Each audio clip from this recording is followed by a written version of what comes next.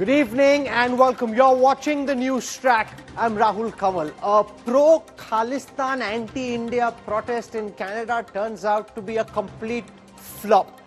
Have the government's stern actions sent a definite message to Khalistani supporters in Canada to fall in line, or else their OCI cards could be cancelled and more action will follow? Has that message been heard loud and clear? That's my top focus on the Newstrack. Indian action visible in Canada. Big Khalistan protest, total flop. Aggressive India puts Canada on notice. And did Canada botch up Nijjar probe? Stunning details, big twists. That is a big focus on Newstrack. We'll go across live to Toronto. We've got ground reports from Canada coming up on the show. Here's a look at the headlines I'm tracking today. Foreign Affairs Minister Jaishankar calls out Canada over supporting Khalistani, says political convenience can't determine response to terrorism and extremism. Did Canada botch up the Nijjar death probe? 3 months on, eyewitnesses in the case have not yet been questioned. Surrey Police and Royal Canadian Mounted Police fought over jurisdiction for over an hour after Nijjar was killed. Kaveri water war boils over. Massive protests erupt in Karnataka and Tamil Nadu. Water Management Board asks for 3,000 cusecs of water to be released to Tamil Nadu. Ram Mandir consecration to be held next year. Prime Minister Modi to attend the Pran Pratishtha ceremony on the 22nd of January. India clinches historic equestrian gold medal at the Asian Games, breaks a 41-year drought.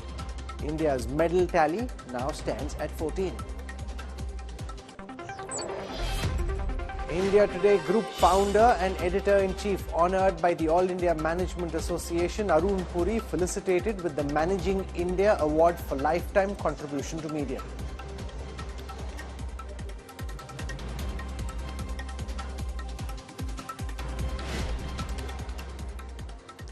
The last time there was a call for pro-Khalistan protest in Canada, thousands turned up in front of the Indian High Commission. Then Canada-India ties broke down. The Indian government started attaching properties of Khalistani terrorists and threatened to cancel the overseas card of India and the PIO cards of Khalistani sympathizers. So on Monday, a call for an anti-India protest was given again. But the agitation fizzled out. From Toronto to Ottawa, the Khalistani protest in Canada seemed like a miserable flop. India Today is the only news channel to be reporting from ground zero. Here is Anisha Mathur's report from Toronto. It was supposed to be a show of strength. Instead, the protests by Khalistanis across Canada on Monday ended up exposing the secessionist movement's waning popular support. In Ottawa, fewer than 100 people gathered with yellow flags with Khalistani prints. About 75 people rallied outside the Consul General of India in downtown Vancouver. Toronto saw a few protesters symbolically expressing their discontent. The anti-India protests amidst the diplomatic war between India and Canada over the killing of Khalistani terrorist Hardeep Singh Nijjar fizzled out. Canadian authorities seem to be taking the protest itself very seriously with the massive police presence here. The actual number of protesters here is just about 4 or 5 people who are at the moment, as you can see in the visuals, surrounded by media persons who are asking them questions. There is more police and media than any protesters. I'm outside the Indian consulate in Vancouver, and as you can see, protesters of the Khalistani movement have gathered there. In fact, the numbers are not as expected, but they have gathered here. As diplomatic tensions rise, Canada has updated travel advisory for its citizens in India, asking them to stay vigilant and exercise caution in the context of recent developments. The political class in Canada are wary of a prolonged standoff. India Today spoke to former Liberal MP Ramesh Sangha, who called on both governments to sit together and find a solution. I think both countries have to work together and streamline a chocolate policy and policy to catch these people, those who are really both governments, if they think that they are criminals.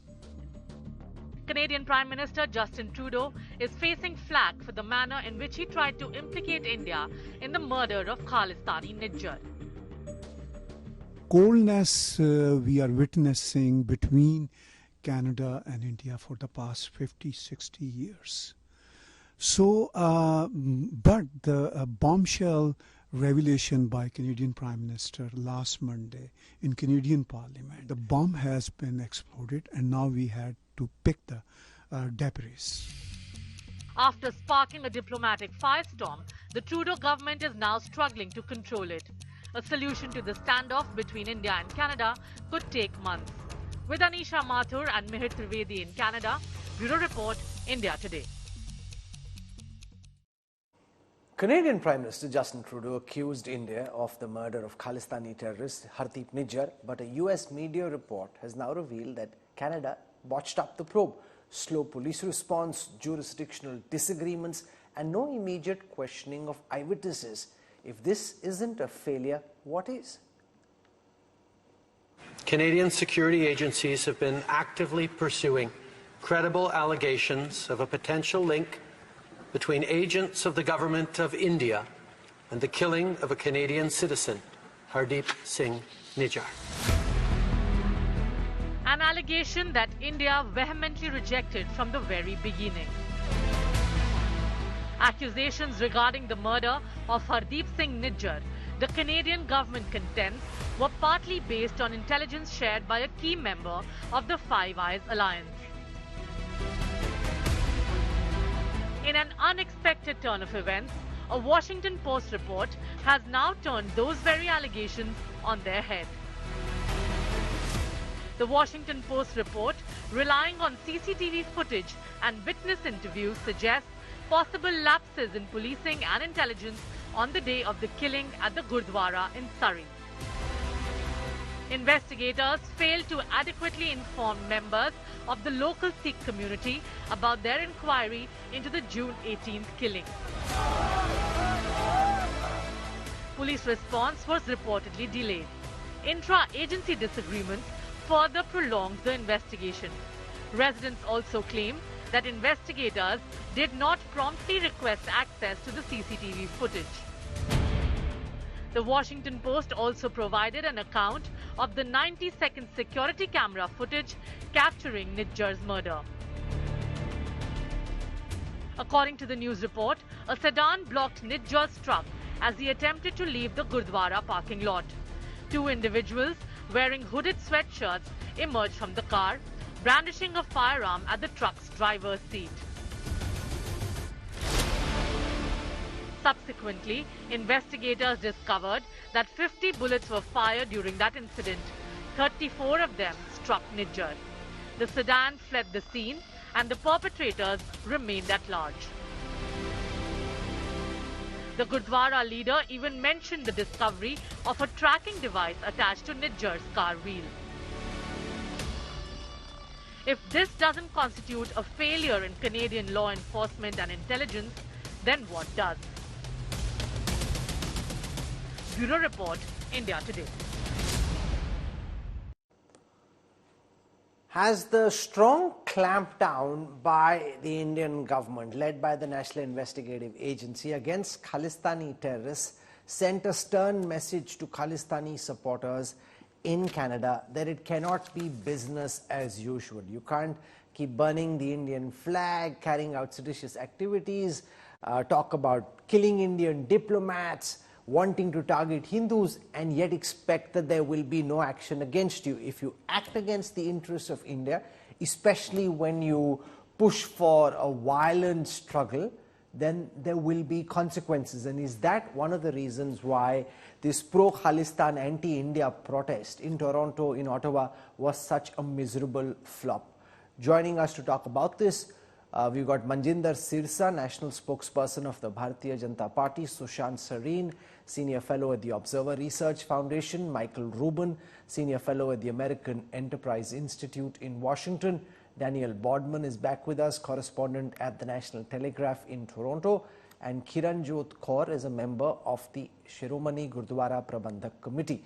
I want to go across to Sushant Sareen first. Last time there was an anti-India pro-Khalistan protest. I'm told that there were thousands of people who came out in the streets of Vancouver, Toronto, Ottawa. When there was a similar protest yesterday, late at night in India, very few people came out. Now this is being suggested that maybe because we've taken belated action against Nijjar, against Panu, a message seems to have gone home that it cannot be business as usual, that you need to be careful about what you say and do. Do you think that's true, or do you think this is just very, very ephemeral? I would imagine that there is some truth in that, Rahul, that these kind of actions have consequences.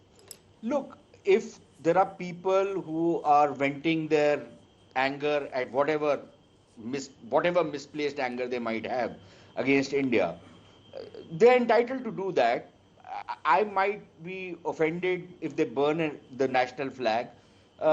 But, you know, in the countries where they are, maybe that's allowed. Okay, I don't have a problem. It's the violence bit which they threaten. It's the fact that many of these guys or the ringleaders of these thugs are involved in criminal activity in Punjab. And all of that is condoned. And it's simply ignored in Canada. And that is what is the really galling part of this entire thing. Just a mere protest is fine. But then threats are issued. Calls for Hindu genocide are made in Canada. How is that freedom of speech and freedom of conscience? Imagine somebody was doing this sitting in Canada about Jews. You know, how do you think that would work out? So clearly the Indian government had to deliver a very strong message, and the normal diplomatic tools that we were using till now with, for example, Britain or with the Canadians or even with the Americans to some extent. Can you imagine that people firebomb your consulate in San Francisco? Okay, San Francisco has a terrible law and order situation anyways, right? There is no law and order left in that city. But even then, protecting a diplomatic establishment is the host government's responsibility. In London, you assault an Indian High Commission. In Canada, you literally, there have been instances where Indian diplomats were nearly about to be assaulted. You have put a target on their backs, and the Canadian authorities do absolutely nothing. Now, surely the Indian government had to start cracking the whip. No, but why so late? That's the question, Manjinder Sirsa. Why did it take Justin Trudeau's comments inside the House of Commons for the Indian government to start acting against Gurupatwant Panu? Given his actions, given that he's been asking for our diplomats to be killed, given that he's asking for Hindus to be attacked and thrown out of... I am not getting your voice. If the question is for me, I'm not getting your voice. Please, you need to get sorted out. Okay, give me a moment. I'll try and fix that connection with Manjinder Sirsa. In the meanwhile, let me go across to the representative from the Shiromani Gurdwara Prabandhak Committee who's joining us on this broadcast, Kiranjit Kaur. Kiranjot ji, do you think the lackadaisical turnout at the protest in Canada yesterday is because a very stern message has been served? You can't talk about killing Indian diplomats or a genocide against Hindus and think that there will be no consequence. Is that why you think that very few people decided to show up at that Khalistani protest yesterday? Your voice is dragging. I can't really hear what you are saying. Could you please repeat the question? My question, ma'am, was, do you think it's because stern action has been taken against the likes of Gurupatwant Panu, his property being confiscated in Amritsar and in Chandigarh, action against Nijjar and his associates? Is that why people didn't show up in large numbers at the protests in Ottawa and in Toronto, because they've understood that if there are actions, there will be consequences? So whatever is happening is in Canada is for the Canadian Sikhs to see what they are doing and for the demands that they are raising, what they want to do, that is up to the Canadian Sikhs. How can we answer for them? Do you think the action should have been taken earlier against those who very openly are calling for arms to be picked up, for Indian diplomats to be murdered, for Hindus to be chased away? Do you call for action? Because the SGPC so far has been rather ambivalent in its comments on the anti-India activities in Canada. See, you have to see the background from where it is all coming. See, this is a fallout of the time we saw that in 80s. From that time, Sikhs from Canada started immigrating to, Sikhs from India started immigrating to Canada. There were issues in Punjab, and those issues have not been addressed till today. So there's a kind of resentment within the community. However, that does not mean that we target any community. We do not agree with the statement of a communal problem.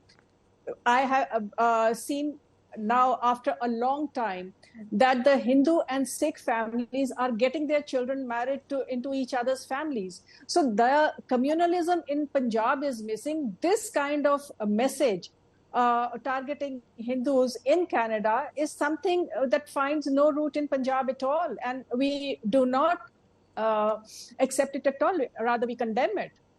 It's very heartening to see that being in the SGPC, you're taking a strong position. Which is very important, because you can't have calls for genocide, for Hindus to be chased away from Canada. This is not in keeping with the Sikh religious ethos, values and culture at all.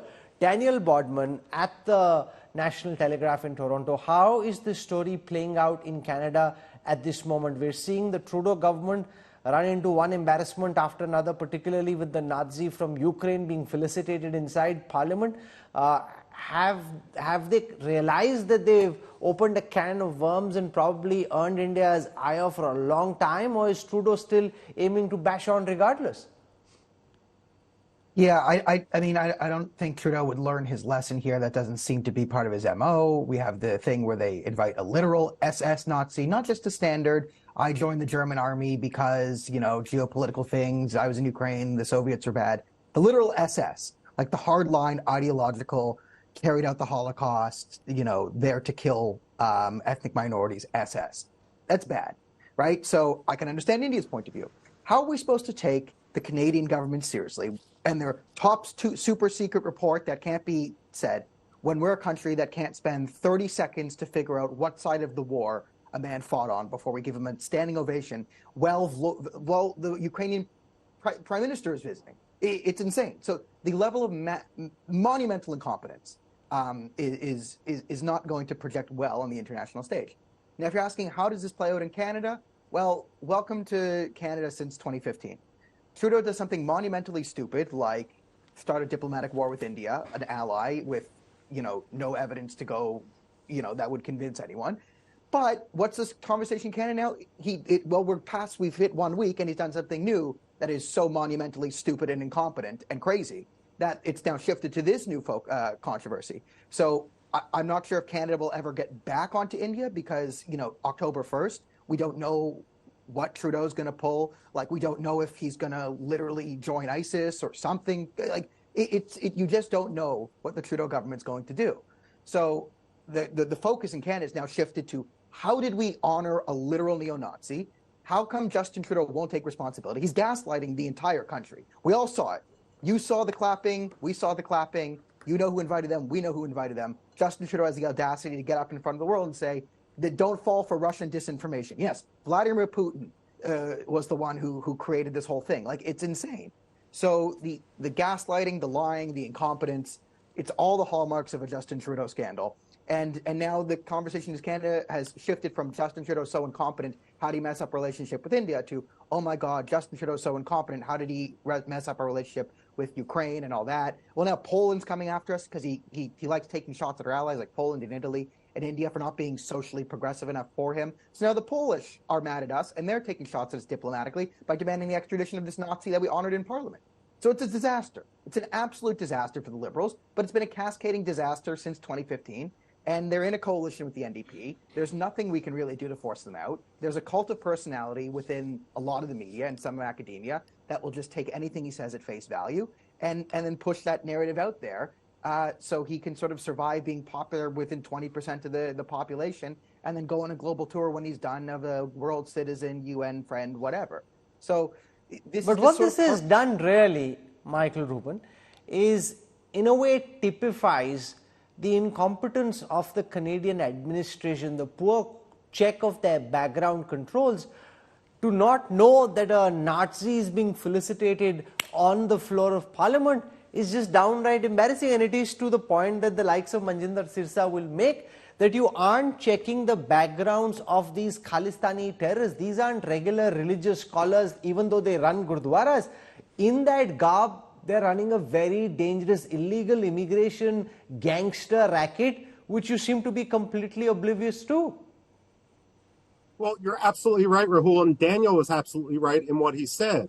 Aside from the United States concluding that perhaps Canada has the best armed plumbers out there when pictures show them with AK-47s, what this reminds me of is the scandal after the 9/11 terrorist attacks, when we learned just how many warning signs the FBI missed. When you had Al-Qaeda terrorists coming to the United States, learning how to take off in airplanes, but showing no interest in landing.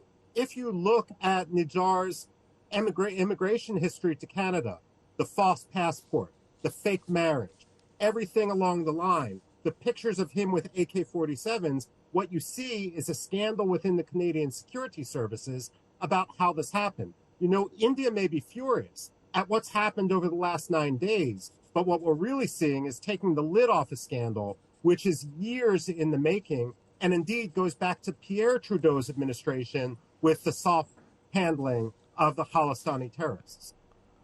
So how is this playing out in Washington in your view? Because we've seen reports suggesting that it is America that provided signal and human intelligence to Canada. Now, if America is trying to be friends with India, what this means in Delhi is you've got America snooping on our diplomats, and God knows what they picked up. It's highly unlikely that they picked up some Indian diplomat ordering a hit on a Canadian national.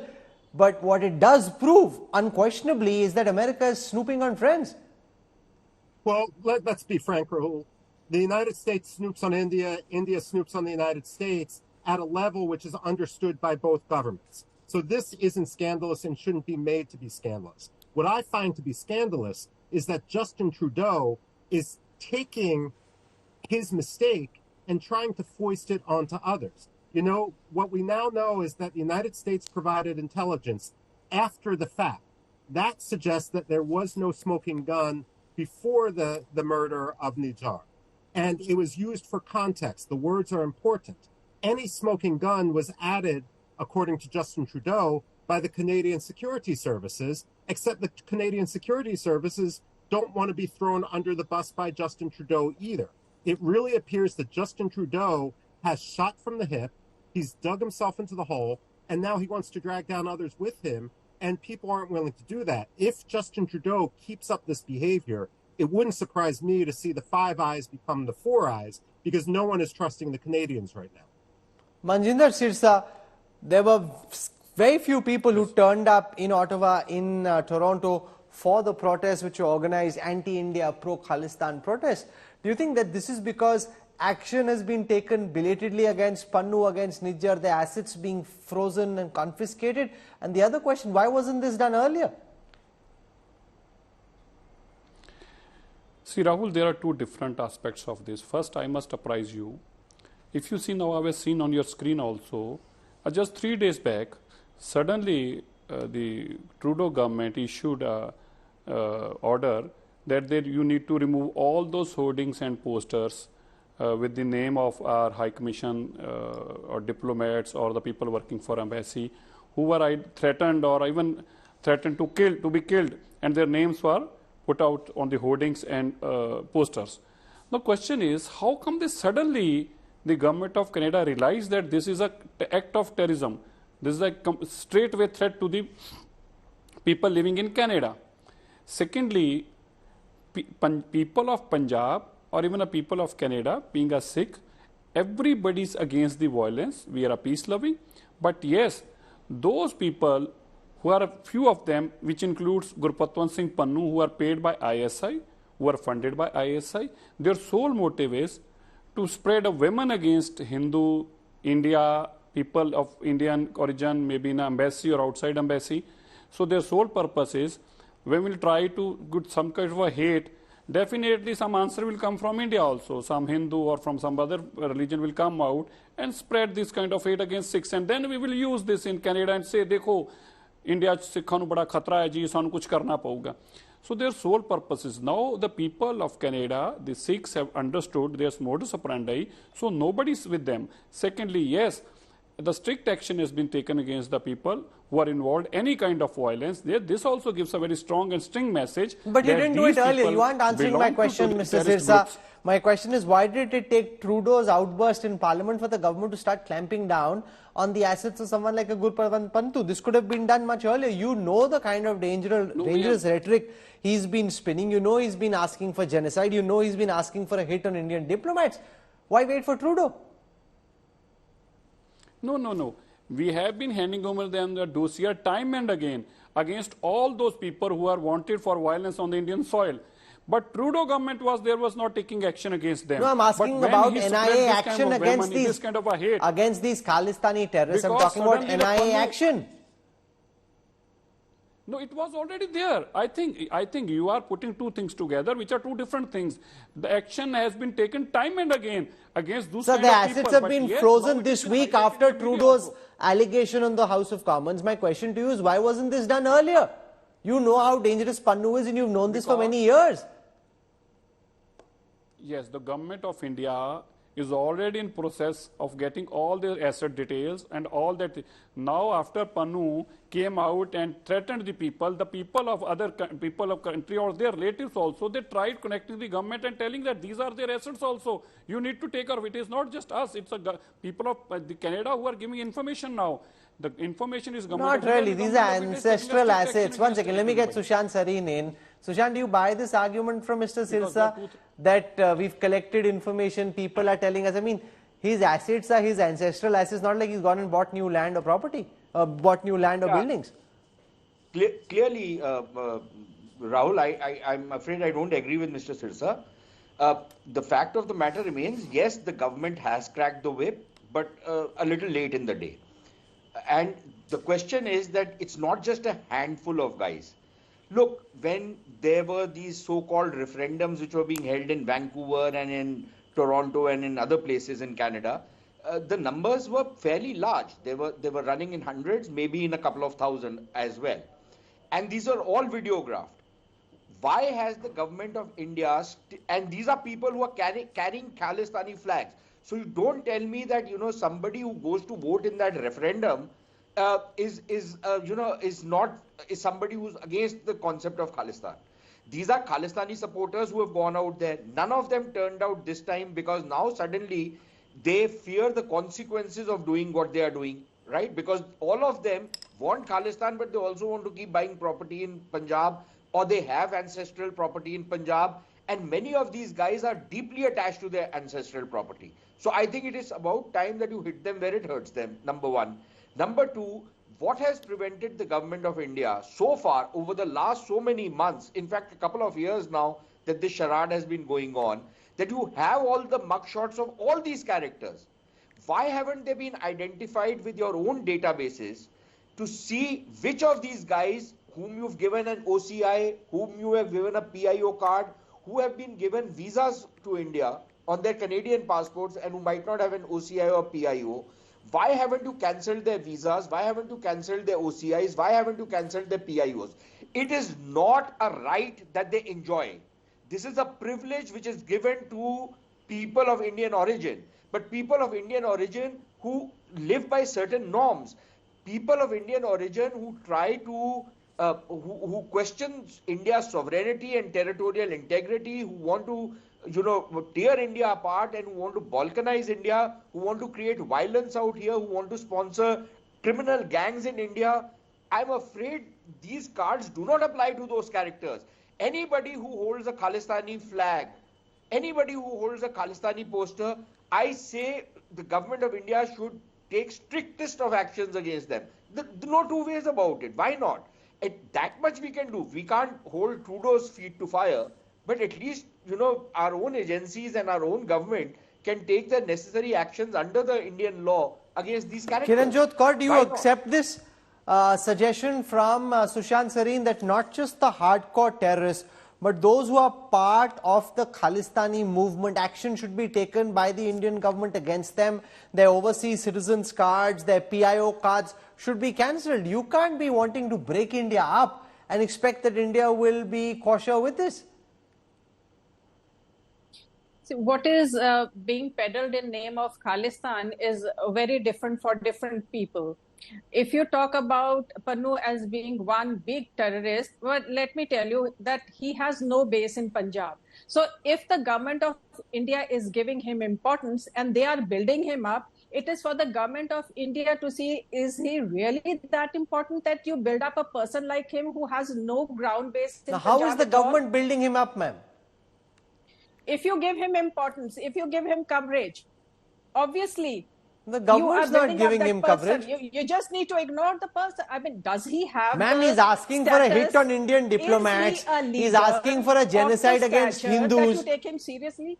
Then who would you take seriously? He's the most prominent face. He's the most prominent face of Khalistani terrorism in America. Who would you take more seriously than him? I disagree with that. He is just a fake face, because if he doesn't have anything on the ground, if he doesn't have people on the ground, and if he has to pay some people to get some things done, then it is mercenary motives. It is nothing to do with ideology. It's nothing to do with the concept of Khalistan. It is more of using the concept of Khalistan for some motives. And what are those motives? We really don't know. Who's holding the strings and who is motivating whatever he is doing. But one thing is for sure, that this person has no support within the community at the ground level. Sushant, do you buy that theory? Ignore Panu. He's like a terrorist. Don't give him any media coverage. If you don't give any media coverage, he'll somehow be less significant than he is. I'm afraid, again, I disagree with the SGPC representative. And the SGPC has been dissembling on this issue for very long. I don't want to get into the details of what all they have done since 2005, on how they have resurrected some of the notorious terrorists of the 1980s and planted their posters in gurdwaras in Punjab, something which everybody has blithely ignored. But let's come down to the present thing which he's talking about. Where is Panu getting his money from? It is people from the Sikh diaspora, the Khalistanis among the Sikhs. Honestly, Rahul, I feel really offended because my family is from Punjab. I adhere to the Sikh faith, at least in spirit. And frankly, I find it revolting to equate a Sikh with a Khalistani. But there are a large number of Khalistanis who actually pretend to be Sikhs and who are funding this movement. There is a lot of money being churned out which is going to this movement. Now, again, the SGPC representative is trying to deflect attention. Oh, somebody else must be sponsoring him, some government. The Pakistanis don't have the money anymore. They are broke. What they can give is their land to sponsor trouble in India, which they are doing. Which they do when, people go for religious pilgrimages. They try and recruit people. They try and do all kinds of shenanigans they try and pull off. We know that, everybody knows that. But beyond that, a lot of the funding to these guys is coming from within the community. And obviously, that's a problem. To say that this is just somebody who's raving and ranting, then please tell me how come all those hundreds of people, which we have seen videos, unless you are telling me those videos are doctored. And you could very well tell me because, if you are living in a world of make-believe. But if those videos are not doctored, we have seen videos of hundreds of these people on occasions when certain referendums are held, who are present out there and who are holding the Khalistani flag. It is not the responsibility, and it is a duty of the government of India to identify each one of them. Mr. Sirsa, do you agree with Sushant Sareen that anybody who participates in a pro-Khalistan referendum asking for a separate state, his OCI card should be cancelled? See, first, Sushant, I must clarify one thing here, which Sushant Sarinji said, that they are funded by the Sikhs. They are two different issues. See, first, those people who are attending this kind of protest or this kind of referendum are not anyhow engaged with the idea of Khalistan. The sole thing is that they want a citizenship of Canada. This Panu is exploiting them by saying what? आपको asylum तब मिलेगा, you will get asylum when you will speak against government of India and we can prove that you have a threat in India. So they have spent hundreds and hundreds of crore, thousand crore rupees, thousands of rupees, lakhs of rupees. Now they have migrated to Canada by the way of student visa. Now they want asylum there. They don't want to come back to India. Now this man is exploiting them. I know many people whom he has exploited and put up hands in there and said, you go and protest against them. This man has done a lot of dent to the Indian community, to the Sikhs across the world. This man, one man is against India, this man is against Sikhs also, and he is denting our community. Michael Rubin, is it too much to expect the United States, since he's largely based out of New York, to act against him? He's calling for genocide against Hindus. He's asking for a hit on Indian diplomats. He wants to break up our country. I mean, doesn't this run afoul of some American law? Shouldn't some action be taken against him? Well, Rahul, incitement to violence, it runs afoul of U.S. law. But look, we have the attack on the Indian consulate in San Francisco, vandalization. The United States is going to look at the Canada example as a reason to start taking this much more seriously. At the same time, when I look at Khalistani extremism, they may say they want a separate Sikh state, and never mind that it has no residence whatsoever in Punjab or among most Indian Sikhs. But what they do behind the scenes, it's criminal gangs, it's money laundering, it's drug smuggling. And this came out, for example, in April of 2023 in Sacramento, when U.S. law enforcement arrested 17 Sikhs. Basically, look, make no mistake, we're behind on this issue. But, I mean, the difference between us and Canada is the difference between someone who gets a bronze medal in the Olympics and someone who doesn't even place in the Special Olympics at this point. Now, Canadian Khalistani operatives are running a human trafficking racket.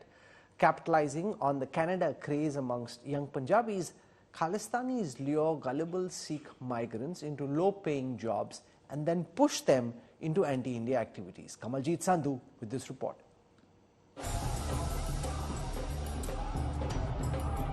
Yellow flags with Khalistan prints. Random raids.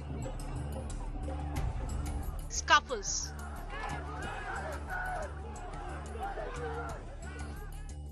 The real authors of these Khalistani activities seek to project them as expressions of a political demand. But there is more to this than meets the eye. Highly placed sources in the Indian establishment reveal the deep-pocket Khalistani extremists in Canada exploit Punjab's gullible youth into joining them as foot soldiers.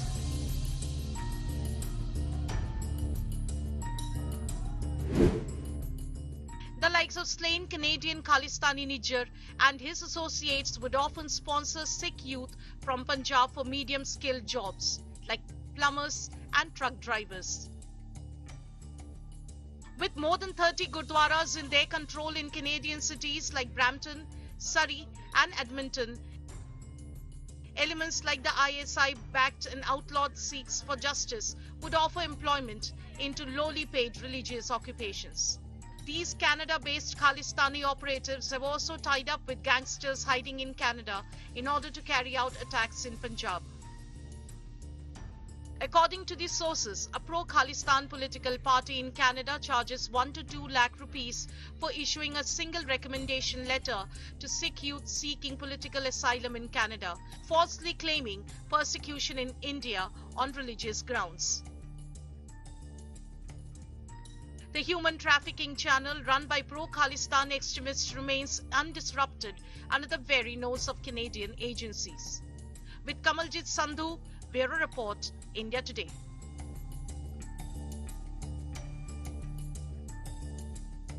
We'll keep tracking the downward spiral in India-Canada ties and where the Khalistan story goes from here. India Today now brings you an exclusive report from the INS Rajaji, which houses the MQ-9B Sea Guardian Predator drones, which have proven their capabilities by taking down terrorists like Al-Qaeda's Ayman al-Zawahiri.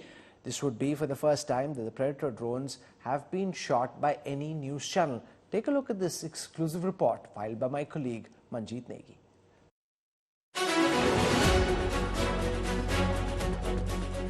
They're the most advanced drones in Indian service.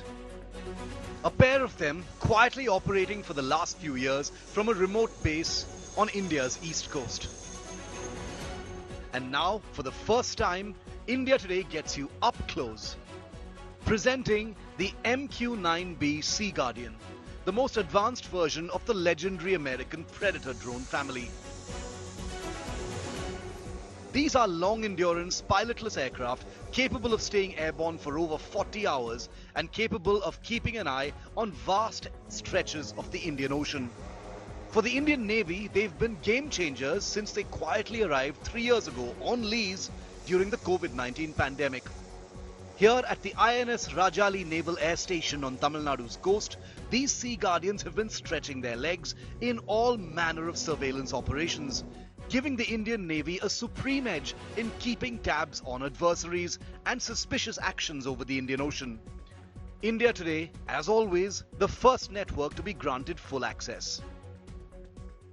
इस वक्त भारतीय नौसेना अपने रजाली naval base पर 2 predator drone का इस्तेमाल कर रही है।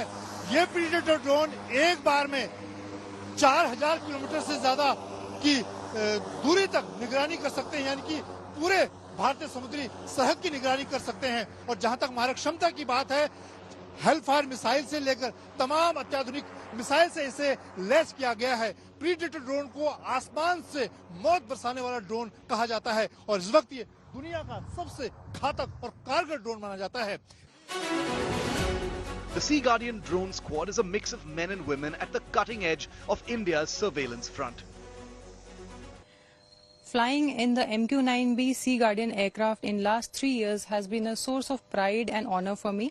I have been a part of various missions undertaken by this aircraft for Indian Navy. The MQ-9B aircraft has an endurance of 30 plus hours and can fly at altitude up to 40,000 feet. Additionally, the aircraft also needs minimum maintenance requirements. These capabilities have enabled Indian Navy to deploy the aircraft for prolonged durations at extended ranges. The performance of this pair of Sea Guardian drones has been so compelling, the Indian government has begun negotiations to all-out acquire 15 Sea Guardians for the Indian Navy and 8 similar American Sky Guardian drones each for the Indian Air Force and Army. The intention to go in for this massive acquisition was announced when Prime Minister Modi visited the United States in June. While the drones on lease at INS Rajali are unarmed, the ones being negotiated for will be armed with precision-guided weapons capable of standoff strike on targets over land. Armed with advanced cameras and all-weather sensors, these advanced Predator-type drones have been feared instruments in the world's trouble spots, including Afghanistan, Iraq and Syria. The MQ-9B is a variant of the MQ-9 Reaper, the drone famously used by the US to terminate Al-Qaeda leader Ayman al-Zawahiri. It had proved its might in Pakistan, Iraq, Afghanistan, the Libyan civil war and in Syria in 2014. India's presence in the Quad, which includes the US, Australia and Japan, makes such a capability necessary in the Asia-Pacific region. Flying at over 40,000 feet for over 40 hours, the Navy's Sea Guardians have been deployed to keep tabs on the Ladakh region from time to time as well, a demonstration of their flexibility. What's clear is that the Indian Navy will be hoping to get many more of these very soon. With Manjeet Negi at INS Rajali in Tamil Nadu, Bureau Report, India Today. And here's some good news. India Today Group founder and editor-in-chief Arun Puri has been honoured by the All India Management Association. Arun Puri has been felicitated with the Managing India Award for Lifetime Contribution to Media. Arun Puri is one of the longest-serving editors in India. and was recognized for setting standards for print, television and internet journalism throughout his career. Arun Puri was hailed as a pioneering media entrepreneur and a fearless editor who set a benchmark for publishing standards and led many transformations in the Indian news media over the past 50 years.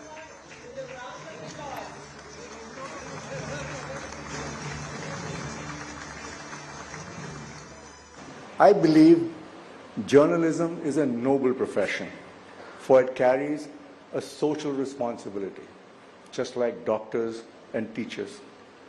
There must be a certain code of conduct, although it is like a business, and a medical profession is too, but it still has a social responsibility. In journalism, seeking the truth as best as you can and presenting it objectively. That's the aim. Today, this is even more important in today's environment, where there's an epidemic of fake news, which is going to get further aggravated by AI. Truth is becoming danger of becoming an endangered species. And there's a tsunami of digital information, and of course there's WhatsApp University, which lots of people get their unverified information from. It is therefore imperative that journalism has to step up to the plate and do its job honestly. And it's required for Indian democracy to survive.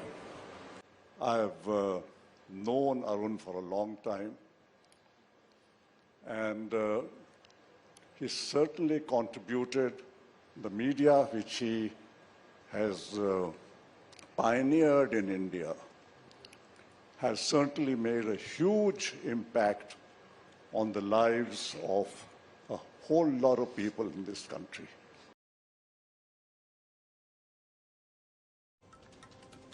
Many congratulations to Arun Puri, and a big honor this for the India Today group at the IMA Awards.